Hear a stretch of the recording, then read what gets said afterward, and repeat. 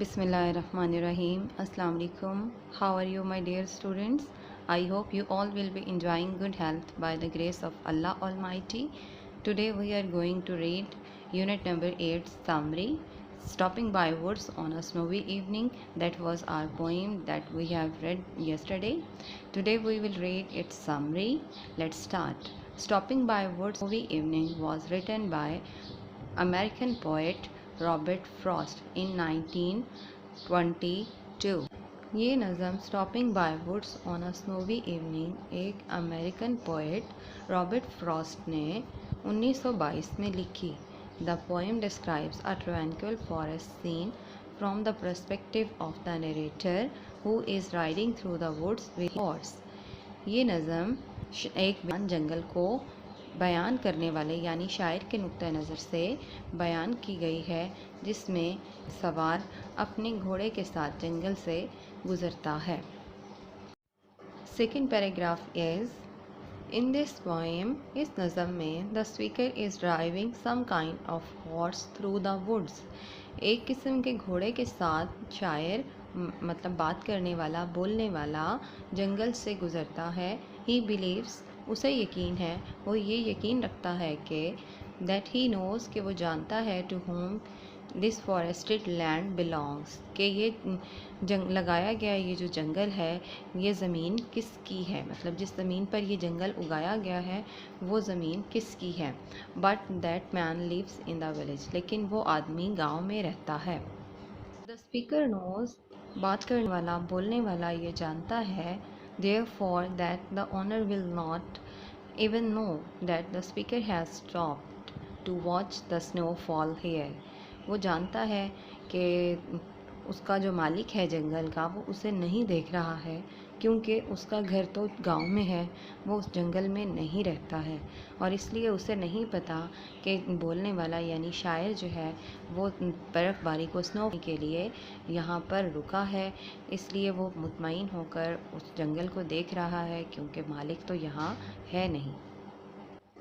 Perhaps as he claims, शायद जैसे कि वो ये दावा करता है, that his horse probably thinks it is strange for them to stop out in the middle of the nowhere rather than at a house, especially because it is so dark and cold.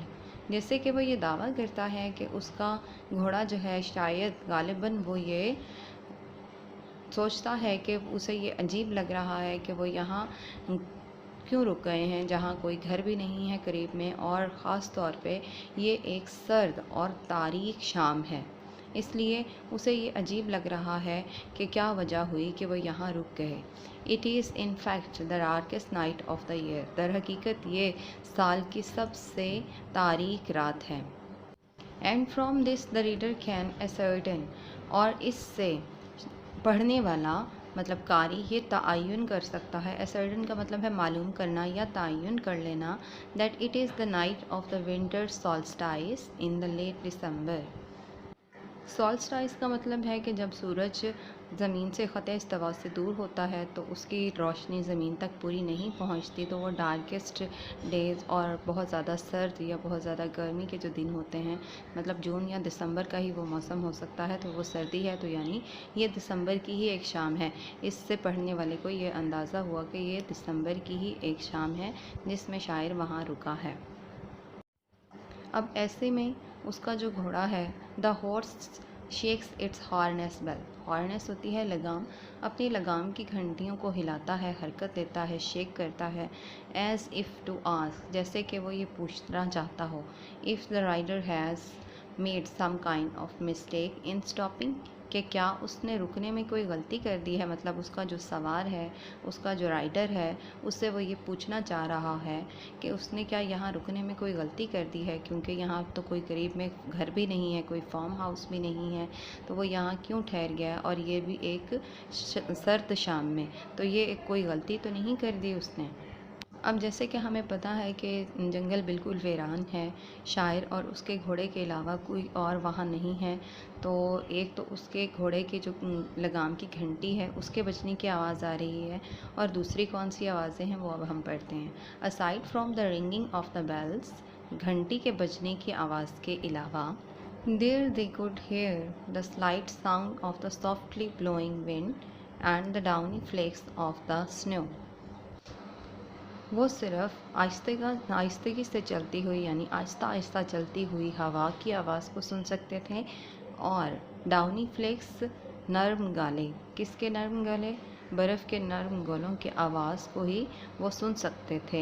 It is nearly silent in these woods, तकरीबन इस जंगल में अब खामोशी ही थी।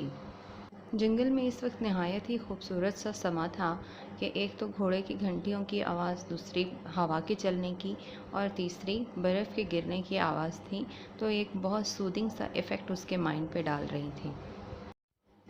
Now see next passage. In the end the speaker seems to express a strong desire to stay in the dark.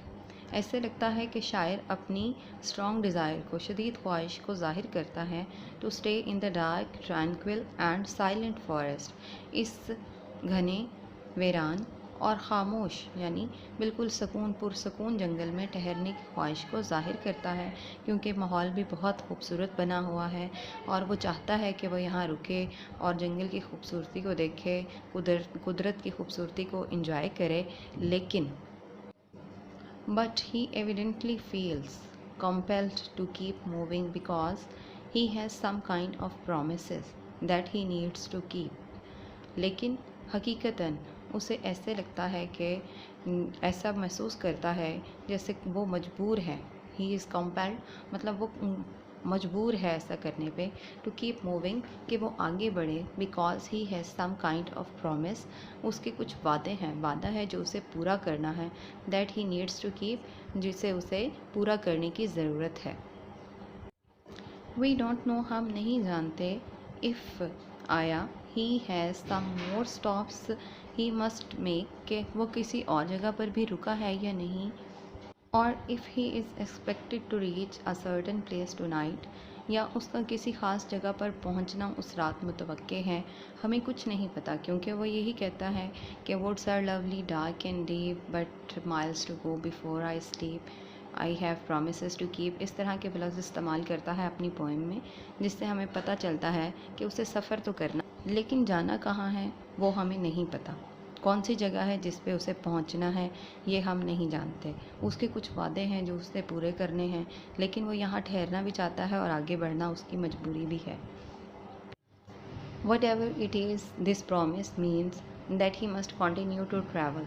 नहीं पता कि उसके कौन से वादे हैं जिसके लिए उसे सफ़र भी करना है और आगे भी बढ़ना है। The fact that the speaker repeats the final idea, लेकिन हकीकत यह है कि वो जो फाइनल आइडिया को वो रिपीट करता है कि miles to go before I sleep, that he has to, इसका यही मतलब है कि उसे a long way to go before he can sleep, उसे ये तवील सफ़र तय करना है सोने से पहले। फाइनल आइडिया की रेपिटेशन से मुराद वो उसकी लाइनें हैं जो दोबारा रिपीट करता है, miles to go before I sleep and miles to go before I sleep, जिससे ये ज़ाहिर होता है कि वो आगे बढ़ने पर मजबूर है, उसे वादे पूरे करने हैं अपने। इससे यही मतलब निकलता है जैसे सीम्स टू इंडिकेट, जैसे वो ये कहना चाहता है, ये इशारा देना चाहता है that he has to do certain duties, उसे ख़ास फ़राइज़ अपने अंजाम देने हैं, बिफ़ोर गोइंग टू बेड, सोने से पहले, आराम से पहले उसे अपने फ़राइज़ को भी अंजाम देना है। बेटा ये था हमारा आज का लेक्चर, आपने इसे याद भी कर लेना है और लिख भी लेना है अपने रजिस्टर। अपना बहुत ख्याल रखिए। Thank you so much. अल्लाह हाफ़िज़।